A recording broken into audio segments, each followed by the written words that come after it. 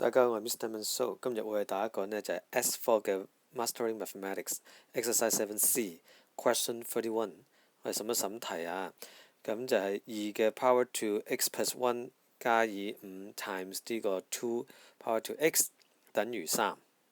第一件事呢就會係呢一個嘅 x 加1呢好似棘住咗，咁我哋點處理呢？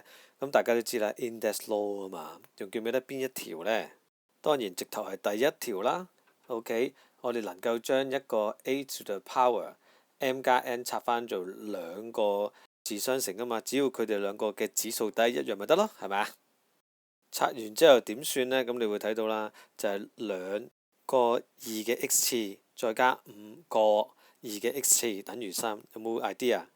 下一步當然係7隻嘅2嘅 x 次啦。點解？喂，2隻肥雞加5隻肥雞咪等於7隻肥雞咯。再下一步嘅本身佢係 exponential function， 我咪轉翻去做 log function 咯。OK， 咁我哋會擺 log definition 啦。如果你唔記得嘅，就用翻我嗰個高低 example 啦，100等於10嘅2次嚇，呢個指數底去翻對數底，咁 log 呢就係揾指數。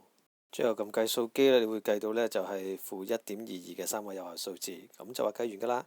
OK，多謝大家，拜拜。